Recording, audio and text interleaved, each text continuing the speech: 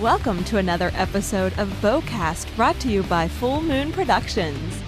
This is the podcast dedicated to the new school archer. Everything from tips, techniques, equipment, and attitude that will help your arrow fly straighter, faster, and longer, ultimately resulting in success in the field.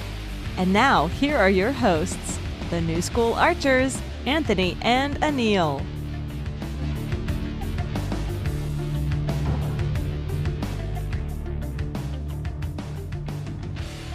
Welcome to a special video of BowCast. My name is Aneal, and today we're going to talk about two-dimensional turkey decoys.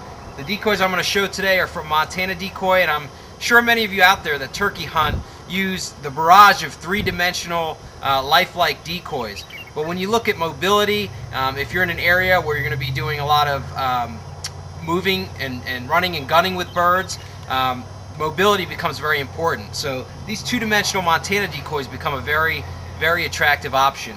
You can see right here, this is a strutting decoy. We've talked on other episodes about a strutter as kind of part of the toolbox of decoys that you can use. This is a very lightweight two-dimensional decoy that you can set up and get that fan out and potentially get a boss tom to challenge it. A couple other decoys here. You can see the Montana decoys fold down. There's some carrying cases where you can carry them on your hip sack, over your shoulder. Really lightweight. This is a hen. I can quickly, on a quick setup, kind of just fold out, pops right out, just kind of like a pop tent here. I could take a stake, get it through the middle, get the strap tied down and stake it in, and voila, I have a realistic hen decoy.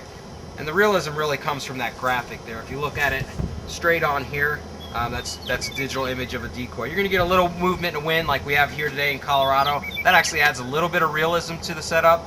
And since they are two-dimensional, you're going to get a little bit more of that movement. So Tom coming in off from the distance is kind of getting a little tickler here. So what I typically do when I'm using these two-dimensional decoys, especially if I'm going to do multiple hens as an example, is you want to put them at different angles. You can see we got a broadside shot right to the camera here.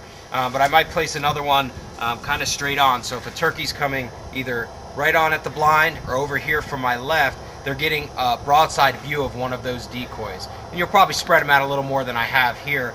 But again, gives a little bit of a realistic setup with a little bit of that wind. And it really doesn't matter which angle the turkey's coming from, the tom's coming from. He's going to get some visual or digital visual of that hen turkey.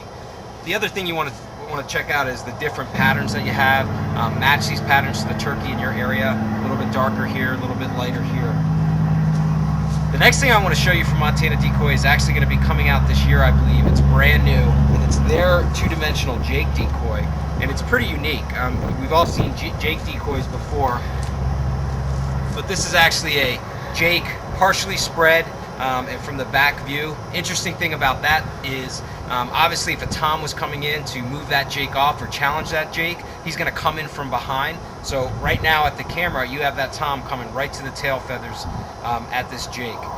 You can see that the Jake's feathers are raised, so there's no mistaking it's a Jake. So if you're hunting in an area where there's very dominant birds, moving Jakes off, moving other subordinate birds off, this is something you might want to check out.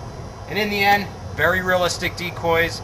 You can set them up at different angles, get a good setup, and the mobility is just huge. If you're like me, you're carrying your double bull or your blind on your back, you got a pack, you got your lunch, some water for the day, some reading material for in the blind. You're carrying a lot. This makes a really nice mobility package and a really quick breakdown setup. Fold it up and you're on your way.